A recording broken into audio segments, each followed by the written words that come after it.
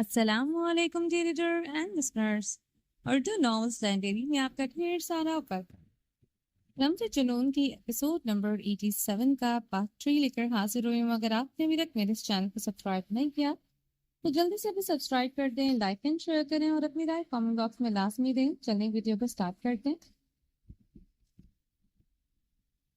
وہ آنکھ جو صدیوں کا سفر کر کے بھی ہے، اس میں عرش بھی دیکھے تو خود کو کم لگے۔ عائش کی نیلی آنکھیں نمکین پانیوں سے بھر گئی تھی۔ وہ اپنے حلق میں اٹکا نوالا اتارتے اسے دیکھ رہی تھی۔ دروازے کے بیچ وہ بڑی شان و تکبر سے کھڑا تھا، وہی تمکنت، وہی رعونیت، وہی بے رحم سیاہ آنکھیں، اور سرخ بھی تو تھی۔ دروازے کی چوکھٹ پر وہ ایسے کھڑا تھا جیسے دنیا کی ہر چیز اس کے قدموں میں ہو، سوائے اس عورت کے جس کے لیے وہ رات کے اس پہر یہاں آیا تھا۔ عائش کی تو بھوک ہی مر گئی تھی۔ وہ اتنی رات کو یہاں کیوں آیا تھا؟ اس وقت اسے کیا چاہیے تھا؟ اگر کچھ چاہیے تھا تو فون کر لیتا۔ وہ خود چل کر کیوں آیا؟ عائش کا دل خوف سے دھڑکنے لگا تھا۔ جی، وہ بمشکل جواب دیتے رخ پلٹ گئی تھی۔ زاویار کی سرخ آنکھیں اس کی کمر پر بکھری سنہری لٹوں پر تھی۔ چادر اس کی کرسی پر پڑی تھی، وہ چادر اٹھائے خود پر اچھی طرح لپیٹ گئی تھی۔ پشت پر اس کی نگاہوں کی تپش کا احساس ہو گیا تھا۔ اس کا یوں خود کو چھپانا زاویہ خانزادہ کو سوئیوں کے مانند چبھا تھا۔ میرے کمین، میرے گاز، میری حویلی کا کتا بلا تک تمہیں اچھی طرح دیکھ چکا ہے۔ وہ کچن میں داخل ہوتے چپتے لہجے میں بولتے کرسی پر بیٹھ چکا تھا۔ عائش رخ پلٹے کچن کا چمکتا سلیٹ پھر سے صاف کرنے لگی، جسے ابھی 1 گھنٹہ لگا کر صاف کیا تھا۔ زاویار کی نگاہ ٹیبل پر پڑے کھانے پر پڑی تھی، سوکھی روٹی اور شوربہ جس پر گھی کی پرت جمع تھی۔ ایک لمحے کو اضطراب بے چینی نے گھیرا تھا، دوسرے لمحے غرور، انا، تکبر اونٹ کر آیا تھا۔ وہی غرور، وہی انا جو اس کی شخصیت کا خاصہ تھا، اس اضطراب کو نگل گئی۔ اسی سزا کی مستحق تھی عورت۔ وہ ہکار بھرتے سوچتے ہوئے اس کی پشت پر اپنی سیاہ آنکھیں گاڑے ہوئے تھا۔ سیاہ شال میں وہ لپٹی تھی، پشت پر بکھری سنہری بال الجھے سے تھے۔ وہ آج پہلی بار اس کے بالوں کو الجھے ہوئے دیکھ رہا تھا۔ بالوں کی چمک بھی مانند تھی، صاف لگ رہا تھا پچھلے 3 دنوں سے اس نے بال واش نہیں کیے۔ شال اور کپڑوں پر بھی چکنائی کے داغ تھے، اس سے پہلے اسے اتنے ملچے حلیے میں نہیں دیکھا تھا، نہ وہ برداشت کرتا تھا۔ زاویار خانزادہ کی چپتی نگاہیں مسلسل اس کا احاطہ کیے ہوئے ہیں کہ اسی لائق تھی عورت، اسی گندگی کی مستحق۔ وہ نخوت سے سوچتے ہوئے خود کو پرسکون کرنے کی ناکام صحیح کر رہا تھا۔ رات کے اس پہر وہ اسے ٹوٹا بکھرا دیکھنے کی خواہش لیے یہاں آیا تھا۔ اس کا گندا لباس، اس کا تھکا تھکا وجود اس کے تپتے دل پر ٹھنڈے پانی کی چھینٹیں ڈال دیا تھا۔ کچھ چاہیے آپ کو؟ عائش نے پلٹتے ہوئے جی کڑاکے سے پوچھا۔ وہ مزید یہاں نہیں ٹھہر سکتی تھی۔ تھکن، نیند، نکاہت، بھوک سب ایک ساتھ اس کے وجود کو جھنجھوڑنے لگے تھے۔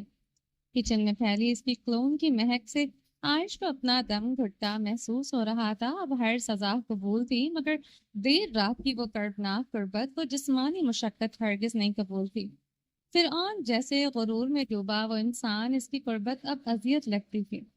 عائش کے سوال پر اس کی سیاہ آنکھوں کی سرخی گہری ہوئی تھی۔ ساری خواہشیں، ساری ضرورتیں محض ایک وجود پر آ کر ٹھہر جاتی تھی۔ یہ عورت، بس یہی۔ وہ چاہتے ہوئے بھی یہ نہ کہہ سکا۔ وہ اس کے کرب اس کے لمس کے لیے تڑپتا رہا ہے۔ وہ مغرور انا پرست انسان تھا۔ وہ خود یہ ماننے کے لیے تیار نہ تھا کہ سامنے کھڑی عورت اس کے لیے سکون ہے۔ وہ تو اس کی بے سکونی میں اپنا سکون ڈھونڈنے کا متلاشی تھا۔ نہ وہ بے سکون نظر آ رہی تھی، نہ وہ خود چین پا رہا تھا۔ چائے بنا دو، حکمیہ لہجے میں بولتے قمیص کی جیب سے لائٹر سگریٹ نکالا۔ سگریٹ کو شعلہ دکھائے لبوں میں دبا گیا۔ عائش نے کیتلی میں پانی اور پتی ڈالتے چولہے پر رکھے۔ وہ سگریٹ کے گہرے کش لیتے اس کی پشت پر ہی تپش زدہ نگاہیں گاڑے ہوئے تھا، کچھ اور دیکھنے کے قابل ہی نہ تھا۔ عائش نے سلیب سے بوتل میں پڑا دودھ اٹھاتے کیتلی میں ڈالا۔ ابال آنے تک وہ جیسے کڑی آزمائش میں کھڑی تھی۔ اسے کچن میں پھیلی کلون اور سگریٹ کی مہک اذیت دے رہی تھی۔ جلد از جلد اسے ادھر سے جانا تھا۔ چائے کپ میں اندیلتی وہ اس کے سامنے ٹیبل پر گئی۔ کمرے میں لے کر آؤ چائے، وہ سرد لہجے میں حکم دیتا کھڑا ہوا۔ عائش کی رنگت فک ہوئی تھی، وہ اس کی فک رنگت کو بغور دیکھتے کچن سے نکل گیا تھا۔ عائش نے گہرا سانس بھرا اور چائے کا کپ ہاتھ میں پکڑا تھا۔ وہ اس کے پیچھے لرزتے قدموں سے بڑھی تھی۔ وہ کمرے میں داخل ہوتے شال کندھوں سے اتارتے صوفے پر اچھال گیا تھا۔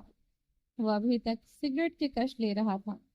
عائش کھلے دروازے سے اندر داخل ہوئی تھی، ایک لہجے کو تھپکی تھی۔ کمرے کا فرنیچر پورا انٹیریئر چینج تھا، ہر چیز پہلے سے زیادہ شاندار تھی۔ زاویار نے اسے ٹھٹک کر رکنے کو بغور دیکھا تھا، اس کے زرد چہرے کو بغور دیکھتے وہ بیڈ پر براجمان ہوا۔ تکیا پیچھے رکھتے بوٹوں سمیت بیڈ پر ٹانگیں پھیلا کے آتا، وہ ٹانگ پر ٹانگ رکھ کے اپنے بوٹوں کو اب ہلا رہا تھا۔ صرف استضاحیہ آنکھیں عائش کے زرد چہرے پر کڑھی تھی، جو دروازے کے بیچ کھڑی فیصلہ نہیں کر پا رہی تھی وہ اندر جائے یا نہیں۔ اندر آؤ، چائے کا کپ خود چل کر نہیں آئے گا میرے پاس۔ وہ سگریٹ کا کش لیتے استضاحیہ مسکرایا تھا۔ عائش دھیرے دھیرے چلتے اس کی طرف بڑھتے سائڈ ٹیبل پر چائے کا کپ رکھ گئی تھی۔ اس کے قریب آتے ہی زاویار کو لہسن پیاز مختلف مسالوں کی مہک آئی تھی۔ زاویار کے لبوں پر ایک بار پھر سے استضاحیہ مسکراہٹ ابھری تھی۔ جب تک اس کے کمرے میں تھی ایسی مہک اس سے کبھی نہیں آئی تھی۔ رنگ روپ تو کھو چکی تھی، اب مہک بھی کھو رہی تھی۔ تب اس عورت کے وجود سے اس کے خون کی مہک پھوٹتی تھی۔ وہ اس کے زردی مائل چہرے کو بغور دیکھتے استضاحیہ مسکرایا۔ وہ خود کو جیسے تسلی دے رہا تھا، جب تک اس کے پاس تھی تب تک ہی وہ عورت تھی، تب تک ہی وہ خوبصورت تھی۔ پھر وہ جانتا ہی نہ تھا وہ جب تک اس کمرے میں تھی اس کا پل پل سولی پر لٹکا ہوتا تھا۔ وہ عورت تو تب بھی نہ تھی۔ عائش چائے سائڈ ٹیبل پر رکھتے دروازے کی طرف بڑھی۔ جانتی ہو عائش، فرنیچر ہو یا عورت، میرے لیے بدلنا مشکل نہیں۔ عائش کے قدم اس کی بات پر رکے تھے۔ پرانا فرنیچر تو صدقہ کر دیا، مگر عورت پرانی ہو یا نئی رہتی میری ہی ملکیت ہے۔ بے ضرر سے چیز بن کر میری ملکیت میں رہو گی تم ہمیشہ۔ اس کمرے کے لیے دوسری عورت ہی آئے گی جو مجھے مس میچ نہ کرتی ہو۔ وہ اسے دوسری عورت کا ڈراوا دیتے اس پر نئی سرے سے اپنی دھات بچھا رہا تھا۔ نیا فرنیچر اچھا لگ رہا ہے اور نئی عورت کے لیے میری طرف سے ایڈوانس مبارک ہو، وہ کہتی چلی گئی تھی۔ زاویار خانزادہ جیسے اپنی ہی آگ میں جلا تھا۔ وہ اسے تڑپانا چاہتا تھا۔ وہ اسے چند لفظوں میں چاروں شانے چت کرتے بھڑکا گئی تھی۔ آنکھوں کی سرخی گہری ہوئی تھی، انگلیوں میں دبا سگریٹ اس کے پوروں کو جلانے لگا۔ غصے سے اس کے شریانیں پھٹنے لگی۔ وہ چائے کا کپ دیوار پر مار گیا۔ دیوار پر چائے اپنے داغ چھوڑ گئی تھی، سفید نرم قالین بھی داغدار ہوئی تھی۔ زاویار خانزادہ تنش میں کمرے میں چکر لگاتے سگریٹ پھونک رہا تھا۔ اس عورت کا اتنا سکون، اتنا ٹھنڈا اور بے نیاز لہجہ اس کے اندر بھڑکتی آگ کو اور بھڑکا رہا تھا۔ اس کی حویلی سے بھاگی، اس کے نکاح میں ہوتے بھاگی۔ کون؟ خون بہا میں آئی ہوئی ایک بے ضرر سی عام عورت، جسے وہ جب چاہے چونٹی کی طرح مسل سکتا تھا۔ آخر کس بات کا غرور تھا اس 2 ٹکے کی عورت کو؟ وہ اپنے دونوں ہاتھ ڈریسنگ ٹیبل پر مارتے اپنی آنکھیں مرر میں گاڑ گیا، جس میں اسے اپنی ہی شکست صاف دکھائی دے رہی تھی۔ وہ تو چاہتا تھا اسے سزا دے، توڑ کر رکھ دے، مگر وہ تو ویسی ہی تھی، نہ ٹوٹنے والی نہ چھپنے والی۔ وہ پیش و عالم سے پھٹ پڑا۔ پتہ نہیں اس عورت کا اطمینان سلگا رہا تھا یا وہ اس کے بغیر پرسکون تھی۔ یہ بات کسی خنجر کی طرح کاٹ رہی تھی، یا پھر اس کا اپنا روم اس عورت کے لیے تڑپ رہا تھا۔ ایسا لگ رہا تھا یہ چیخیں، یہ غصہ، یہ پیش و عالم بھی سب ایک ہی نام کی ہی چاہت کے لیے محور میں گھوم رہا تھا۔ وہ تھا عائش ملک کا کرد۔ سب جھوٹ، سب فریب تھا اس عورت کو اپنے پاس لانے کا یہ ایک ڈھونگ تھا۔ عائش ملک زبان درازی کرے، ایسی غلطی کرے اور سردار صاحب یار اپنا فیصلہ بدلنے پر مجبور ہو جائے، وہ کسی طرح اس کے کمرے میں آ جائے۔ اس کی سانس تھوکنے کی مانند چلنے لگی۔ وہ ٹیبل پر ہاتھ مارتے ہی چلاتا جا رہا تھا۔ جو عائش نے کیا کیا ایک سردار ہونے کے ناطے اس کی سزا ٹھیک تھی؟ اس کی عزت پر داغ لگانا اور عالیان خان کو گولیاں مارنے کی سزا بس اتنی ہی ہونی چاہیے تھی؟ وہ گہرے سانس بھرتا یہی سوچ رہا تھا۔ آخر عورت کو اس طرح اذیت دے، یہ سوچ آتے ہی اس کے لب بے رحمی سے مسکرائے تھے۔ کر اس کا بے درد بے رحم کر سردار زاویار کو عائش ملک کو اس کمرے میں لانے کا جواز مل چکا تھا۔ اب صرف اسے اس کمرے میں لانا تھا، صرف اس کی سزا بڑھانی تھی۔ وہ ٹیبل کو کارنر سے سر جھکائے مسلسل مسکرا رہا تھا۔ اپنے اندر اٹھتے جذبوں کی طغیانی کو کوئی اور ہی نام دے کر اپنی جھوٹی انا اپنے غرور کو ٹکڑے ٹکڑے ہونے سے بچا رہا تھا۔ آنکھوں کی سرخی مزید گہری ہو رہی تھی۔ پچھلے 13 دنوں سے ایک آگ سی لگی تھی۔ کچھ سوالوں کے جواب بھی تو اسے چاہیے تھے۔ ایک شوہر، ایک سردار ہونے کے ناطے اسے ان سوالوں کے جواب چاہیے ہی تھے۔ وہ اتنے دن وہ آخر اس کے دشمن کی حویلی میں کیسے رہی کسی غیر مرد کی حویلی میں؟ وہ بری طرح سلگ رہا تھا۔ یہ بات بھی تو اسے چین نہیں لینے دے رہی تھی۔ اس کی عورت کسی غیر مرد کے پاس مدد کے لیے گئی۔ آگ ہی آگ بھڑک رہی تھی۔ وہ عام عورت ضرور تھی مگر اس کی عورت تھی۔ جو زاویار خانزادہ سے جڑ جائے وہ عام نہیں رہتا۔ وہ ڈریسنگ ٹیبل کے کارنر کو جکڑے، سر کو ڈھلکائے ہوئے اپنے لبوں کو بے رحمی سے دانتوں کے نیچے کچل رہا تھا۔ اگلے لمحے وہ اپنے منہ پر ہاتھ پھیرتے سیدھا ہوا، سائڈ ٹیبل پر پڑا فون اٹھائے کان سے لگایا۔ کچن میں مسلسل بیل جا رہی تھی، کوئی فون نہیں اٹھا رہا تھا۔ زاویار نے مٹھیاں بھیجتے خود پر قابو پایا۔ اسے اب وہ ایک لمحے سے پہلے بھی اس کمرے میں چاہیے تھی۔ اب تو سارے حساب و کتاب لینے کا وقت آیا تھا، جسے لینے کے لیے وہ پچھلے 12 دن سے تڑپ رہا تھا۔ وہ سوال پوچھنے کا وقت آ گیا تھا جو اس کے گرد پھندا کسے ہوئے تھا۔ وہ گہرے سانس لیتے اب اپنی پرانی ملازمہ زینب خاتون کو فون کر رہا تھا۔ عائش ملک کے کمرے تک جانے کا مطلب تھا اپنی شکست تسلیم کرنا۔ وہ خود چل کر آئے گی، ایک حکم ایک دھاڑ پر۔ وہ اس کی عورت تھی، اس کی عورت جو خون بہا میں آئی تھی۔ رات کے اس پہر اسے صرف سردار زاویار کے پاس ہونا چاہیے تھا، جس مقصد کے لیے وہ یہاں آئی تھی، اپنے بغیرت بھائی کے لیے کیے کی سزا پانے آئی تھی۔ آخر کیسے وہ راحت پا سکتی تھی؟ وہ چکر کاٹتے فون کان سے لگائے ہوئے تھا۔ ایک ایک لمحہ اب اس کے لیے سولی پر چڑھنے کی مانند تھا۔ عائش ملک اسے ہر حال میں اپنے پاس چاہیے تھی۔ اتنی بے چینی، اتنی تڑپ، اتنا اضطراب اس نے پچھلے 13 دنوں میں محسوس نہیں کیا تھا جتنا اس لمحے میں محسوس کر رہا تھا۔ وہ عورت سچ میں ایک آگ تھی جو اس کے وجود کو جلا رہی تھی، اور وہ صرف جل رہا تھا۔ زینب خاتون کا بستر اس نے عائش کے کمرے میں لگوایا تھا۔ تبریز خان کی موجودگی میں وہ عائش کو الگ کمرے میں ٹھہرنے نہیں دے سکتا تھا۔ اس نے اس کا کمرہ الگ کیا تھا، مگر اس کے وجود سے وہ ایک لمحے کو بھی غافل نہیں ہوا تھا۔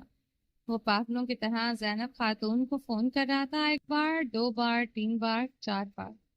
وہ 5ویں مرتبہ زینب خاتون کا نمبر ڈائل کر رہا تھا۔ عائش کمرے میں داخل ہوئی۔ کمرے میں ہیٹر آن تھا۔ گرم کمرے کی حدت پر اس نے گہرا سانس لیا۔ سردی سے اکڑتے جسم کو سکون ملا تھا۔ نیچے بچھے بستر پر زینب خاتون کو سوئے ہوئے دیکھا، جو گرم بھاری رضائی خود پر اوڑھے ہوئے تھی۔ اس کے خراٹے کمرے میں گونج رہے تھے۔ عائش زینب خاتون کی طرف بڑھی۔ بستر کے قریب ہی زینب خاتون کا کپڑے سے بنا تھیلا پڑا تھا۔ اس نے جھکتے ہوئے وہ تھیلا اٹھایا۔ اس کی ڈوریاں کھولتے وہ اس میں سے کیک اور بسکٹ نکالنے لگی۔ زینب خاتون کی شوگر لو ہو جاتی تھی۔ وہ ہر وقت کچھ نہ کچھ میٹھا اپنے پاس رکھتی تھی۔ یہی بات آج عائش کے لیے راحت کا سما بن گئی تھی۔ وہ یہ سوچتے زخمی سا مسکرائے۔ عائش بسکٹ کیک ریپر سے نکالتے کھانے لگی۔ پیٹ تو بھرنا ہی تھا۔ وہ جتنی مرضی بہادر ہو جاتی مگر یہ بھوک انسان سے بہت کچھ کرواتی ہے۔ وہ یہ بھی یہاں آ کر جان گئی تھی۔ جیسے ابھی وہ بنا پوچھے یہ سب کھا رہی تھی۔ 2 کیک، 1 بسکٹ کا پیکٹ کھاتے ہوئے اسے لگ رہا تھا وہ چوری کر رہی ہے۔ خفت کے احساس سے یہ سب کچھ حلق سے اتر نہ رہا تھا، مگر وہ خود کو بے حسی بنائے یہ معمولی سے کیک اور بسکٹ کھانے لگے۔ لفظ معمولی پر وہ متھم سا ہنسی تھی۔ معمولی افسر پر اس کی ذات تھی۔ اور کچھ بھی معمولی نہ رہا تھا۔ ریپر سائڈ ٹیبل پر رکھتے اس نے نم آنکھوں سے چھت کی طرف دیکھتے خدا کا شکر ادا کیا۔ نیلی آنکھیں پھر سے آنسوؤں سے لبریز ہوئی تھی۔ خدا نے جب اتنی نعمتیں دے رکھی تھی کبھی تشکر کا ایک سانس خارج نہیں ہوا تھا۔ آج پتا چلا تھا کبھی رزق کے دو نوالے بھی کتنی بڑی نعمت ہوتے ہیں۔ عائش اپنی نیلی بھیگی آنکھیں رگڑتے تکیے پر سر رکھ گئی، گرم کمبل خود پر اوڑھتے سکون کا احساس ہوا تھا۔ وہ آنکھیں مون گئی تھی نیند میں جاتے ہوئے خدا کی اس نعمت کا بھی احساس ہوا تھا جو کچھ گھنٹے ہی صحیح سارے غم بھلا دیتی تھی۔ کچھ ہی لمحوں میں وہ نیند کی گہری وادیوں میں تھی۔ زینب خاتون نے مسلسل بجتے فون پر ہڑبڑاتے ہوئے آنکھیں کھولی۔ پاس پڑا چھوٹا سا بٹنوں والا موبائل پتہ نہیں کب سے بج رہا تھا۔ اللہ خیر کرے، وہ زیر لب بولتے فون کو دیکھنے لگی۔ وہ اینک لگائے فون کو گھور رہی تھی۔ نمبر 3 پر زاویار کا نمبر سیو ہوا، چھوٹے خان کا 15 کالیں۔ وہ پریشان ہوتے ہی بڑبڑائی۔ فون ایک بار پھر سے چگھاڑنے لگا۔ زینب خاتون نے جلدی سے فون کان سے لگایا۔ عائش کو میرے کمرے میں بھیجو۔ اسپیکر پر زاویار کی دہاڑ سنتے زینب خاتون نے کھولتے ہوئے دل پر ہاتھ رکھا۔ یہ دہاڑ ان کے کان کے پردے جیسے پھاڑ چکی تھی۔ چھوٹے خان، عائش بی بی سو رہا ہے۔ زینب خاتون نے عائش کو دیکھا جو کمبل میں غروب تھی۔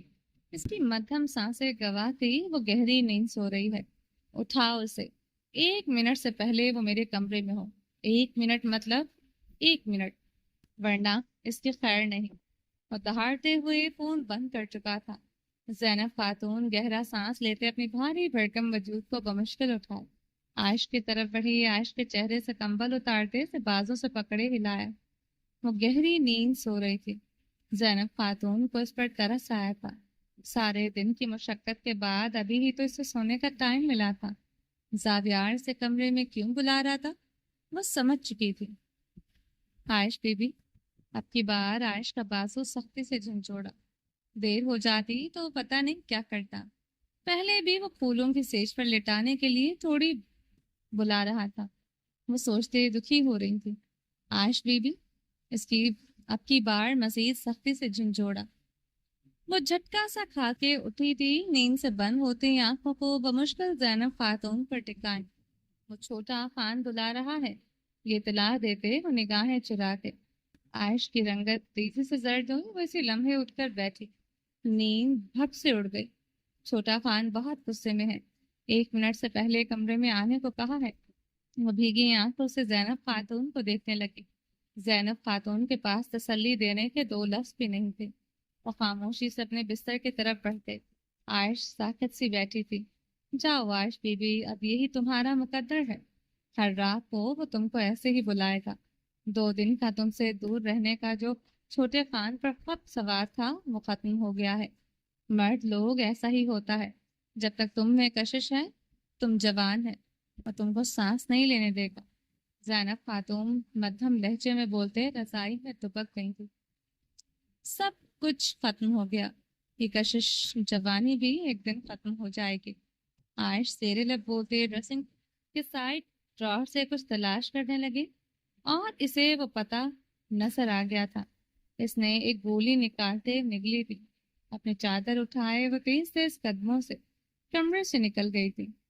وہ کمرے کا دروازہ کھولتے اندر داخل ہوئی تھی۔ کراؤن کے ساتھ ٹیک لگائے اسے دیکھتے ہی اس کی سیاہ آنکھوں کا غضب بڑھا تھا۔ لاک کر دو دروازہ، سرد لہجے میں بولتے اپنے بوٹ کو تیزی سے ہلانے لگا۔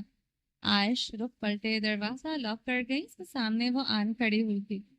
زاویار نے اس کے نقوش کو گہری نگاہوں سے دیکھا تھا۔ نیند سے اٹھنے کے باعث نیلی آنکھوں میں گلابی پن آن ٹھہرا تھا۔ اس کے حسین نقوش کو ایک نگاہ دیکھتے سائڈ ٹیبل کی طرف جھکتے لائٹر سے سگریٹ سلگائے لبوں میں دبا گیا تھا۔ کش لیتے پھر سے اسے دیکھا۔ نہ ڈر، نہ خوف، نہ مقابل کی دہشت۔ وہ سپاٹ چہرہ لیے بے حسی سے کھڑی تھی۔ گریٹ، دھواں خارج کرتے سزائیہ مسکرایا تھا، کچھ چبھا سا تھا۔ بہت بہادر ہو تم عائش خانزادہ۔ اب کی بار عائش کے چہرے پر تاریک سایہ لہرایا تھا جو دیکھتے زاویار خانزادوں کو اپنا سینہ چھلنی ہوتا محسوس ہوا۔ وہ عائش خانزادہ نام پر تڑپ جاتی تھی۔ बेहुदा औरत मेरी हवेली से भागी थी, मेरी हवेली से। वो जितना दहाड़ सकता था इतना दहाड़ रहा था। कमरे की दीवारें तक जैसे इसकी दहाड़ पर लरसा उठी थी, मगर वो सपाट चेहरा लिए इसके सामने खड़ी थी। अब की बार चेहरे पर कोई रंग नहीं आया था, इस पर इसकी गाली का कोई असर नहीं पड़ा था। चीखने पर जावियार के गले में खराशें पड़ गई थी, कनपटी की रगें उजागर हुई थी। वो इसे किसी बेजान मूर्त की तरह खड़े देखकर सुलग उठा था।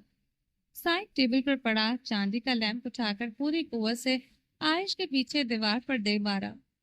लैंप इसके एग्जैक्ट निशाने पर लगते आयश के कदमों में आन पड़ा था। वो अभी भी एक मुजस्मे की तरह खड़ी थी, जरा भी लर्जी ना थी, वरना हमेशा वो खौफ से चीख उठती थी। जावियार खानजादा फूलती सांसों से इसके रंग ढंग देख रहा था। इस जलील दरखजे की हवेली में ऐसे ही अपने जिस्म की नुमाइश करती रही थी क्या? अगला वार किया, वार तो कारी था मगर इस पर असर न हुआ था। वो चिकना घड़ा साबित हो रही थी। क्या पूछा है? आयश जावियार खानजादा। आयश जावियार खानजादा चबाते हुए अदा किया। मकसद इसे अजियत देना था, मगर जब वो इस नाम पर तड़पती थी वो खुद तड़पता था। मुकाबिल के चेहरे पर इस नाम से फिर से अजियत तारी हुई थी, जिसे देखते वो अजियत की इंतहा पर था। इसे समझ नहीं आ रहा था वो क्यों तड़प रहा है। आखिर वो सामने खड़ी औरत से चाहता क्या है?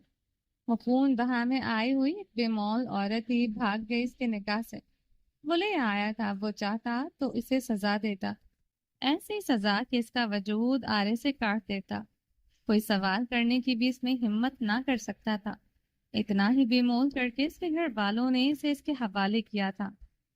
10 दिन इसके दुश्मन की हवेली में रही, एक गैर मर्द की हवेली में। आर्यान खान पर गोलियां तक चलवा दी। इस सब की सजा तो बहुत बेरहम बनती थी। कोई भी होता इसकी जगह बहुत बेरहम सजा देता। फिर वो क्यों रुका हुआ था? क्यों?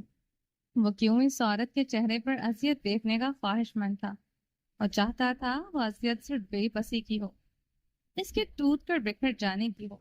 वो इसे गैस और गजब से घूरते ही जा रहा था। कमरे में गंभीर खामोशी छाई थी, सिर्फ इसके बूटों की टक टक गूंज रही थी।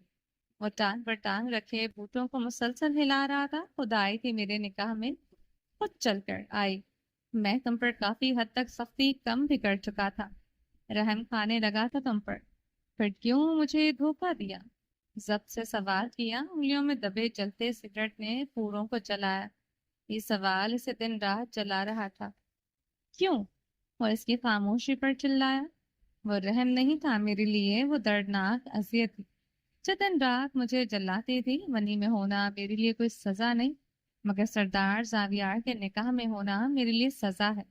लफ्ज थे कि दो धारी तलवार। वो इसके टुकड़े टुकड़े कर गए। रंगत सुर्ख हुई, फशार खून बुलंद हुआ था, मगर वो खुद पर जब्त कर गया था। सिगरेट का गहरा कश लिया, एशट्रे में जलता सिगरेट रखा। धुआं एशट्रे के गिर्द फैलने लगा। खत्म हो गई असियत। मिल गया मेरे निकाह से छुटकारा? हुक्कार भरते तमस्कुराती लहजे में सवाल किया। मुकाबिल पुरसकून थी, इसे भी पुरसकून ही रहना था। ये अलग बात थी, बदन पर खौलता पानी गिरता महसूस हो रहा था। सामने खड़ी औरत की जुबान हलक से खींचकर निकाल लेने को दिल कर रहा था। नहीं, यक लफ्जी जवाब पाया, कभी होगी भी नहीं, ता कयामत, ता उम्र नहीं। वो हंसा था। चादर उतारो। इसके हुक्म पर आयश के वजूद से चादर उतर गई थी, मगर चेहरे पर असियत नाक कर्ब छा गया था।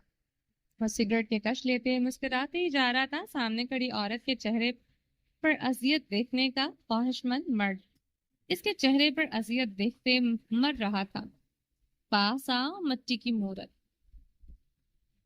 बनकर खड़ी रहो मेरे सामने, इसलिए नहीं कमरे में लाया था। वो मजीद नश्तर चुभोते दिल को पुरसकून करने लगा। आयश धीरे धीरे कदम बढ़ाती इससे करीब आन खड़ी हुई थी। यहाँ नहीं, वहां। जावियार ने अपने पैरों की तरफ इशारा किया। आयश इसके हुक्म पर खामोशी से इसके पैरों की तरफ बढ़ते बेड पर बैठी। वो अपने बूटों समेत पैर इसकी गोद में रख दिया था। उतारो। वो दहाड़ा था। आयश ने खामोशी से इसके शूज उतारे।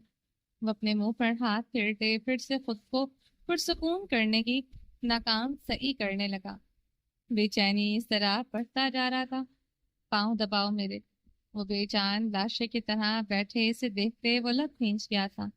وہ اس کے حکم پر خاموشی سے اس کے پاؤں دبانے لگی۔ زور نہیں ہے کیا؟ زور لگاؤ۔ وہ پوری قوت سے پاگلوں کی طرح دہاڑا۔ مقابل کے نشتر چبھوتے لفظ ابھی بھی زاویار کے وجود کو چلا رہے تھے۔ مٹی کا سا دھواں، مٹی کا ساتھو بنا وجود انگ انگ میں شورے دہتا رہا تھا۔ عائش اس کی دہاڑ پر اپنی پوری قوت سے کرتے اس کے پاؤں دبانے لگے۔ وہ آنکھیں مون گیا، اس کے نرم ہاتھوں کا لمس بھی سکون نہیں دے رہا تھا۔ آگے پیچھے وہ جب پاؤں دباتی تھی رگو جا میں سکون اتر آتا تھا۔ آج تو سکون کیا تھا، اسے اپنا روم روم کسی خاردار تار میں جکڑے محسوس ہو رہا تھا۔ وہ آنکھیں کھولتے اس پر اپنی صرف نگاہیں گاڑ گیا تھا۔ وہ اپنی پوری قوت لگائے اس کے پیر دبا رہی تھی، مگر تھکاوٹ سے اس کا انگ انگ جھول رہا تھا۔ اور زور سے وہ پھر سے دہاڑا۔ عائش اپنی مزید قوت صرف کرنے لگی، کھڑی کی سوئیاں تیزی سے آگے بڑھ رہی۔ وہ نیند میں جھولتی اس کے پیروں کو دبا رہی تھی۔ اب برداشت جواب دے گئی۔ اسے پہلے وہ ہوش کھو کر گرتے، وہ اسے کلائی سے پکڑے اپنی ایک طرف کھینچ چکا تھا۔ اس کے چوڑے سینے میں آن سمائی تھی۔ نیند اور تھکاوٹ سے بھری نیلی آنکھوں میں اب صحیح معنوں میں خوف چھایا تھا۔ اذیت ہے میرے نکاح میں ہونا؟ وہ اس کی تھوڑی انگلی سے اٹھائے پوچھ رہا تھا۔ عائش کی آنکھیں بھیگنے لگی۔ اس کی بھیگی آنکھیں دیکھتے مقابل کو شکست کھائی انا کو سکون ملا تھا۔ اذیت کیا ہوتی ہے یہ میں تمہیں اب بتاؤں گا، وہ سر بحری سے کہتے رخ پلٹ گیا تھا۔ کمبل کے اندر پڑتے اترتے چلے گئے۔ دبی دبی سسکیاں گونجنے لگی۔ وہ بظاہر تو اپنی چوٹ کھائی انا کا بدلہ لے رہا تھا، مگر اس کی جھوٹی شکست اور انا کی آڑ میں وہ خود کا وہ سکون تلاش کر رہا تھا جو پچھلے 13 دنوں سے ختم ہو گیا تھا۔ وہ زخم بھی تیرے لمس کی خواہش میں زندہ ہیں، جو وقت کی راکھ میں صدیوں سے جلتے آ رہے ہیں۔ وہ بکھرے وجود کے ساتھ اس کی پناہوں میں تھی۔ وہ سو گئی تھی یا اس نے ہوش گنوا دیے تھے، وہ نہیں جانتا تھا، مگر وہ اس کی باہوں میں تھی۔ وہ اس سے وہ سکون حاصل کر چکا تھا جس کے لیے وہ پچھلے کتنے دنوں سے تڑپ رہا تھا، مگر سکون پھر بھی نہیں آیا تھا۔ ایسی اذیت بھی دے چکا تھا، راحت پھر بھی نہیں ملی تھی۔ وہ اس پر جھکے اسے دیکھنے لگا۔ وہ 2 دن میں پہلے سے زیادہ کمزور ہو گئی تھی۔ رنگت میں مزید زردیاں کھل گئی تھی۔ جب اس کی حویلی سے گئی تھی ایسی تو نہ تھی، صاف ظاہر تھا وہ سزائیں سہن نہیں کر پا رہے تھے۔ کچن میں کھڑی جو کھانا کھا رہی تھی وہ یاد آیا تھا۔ وہ اسے مزید قریب سے بے حد گہری نگاہوں سے دیکھنے لگا، لیکن جب اس کی حویلی میں آئی تھی تب بھی تو ایسی نہ تھی۔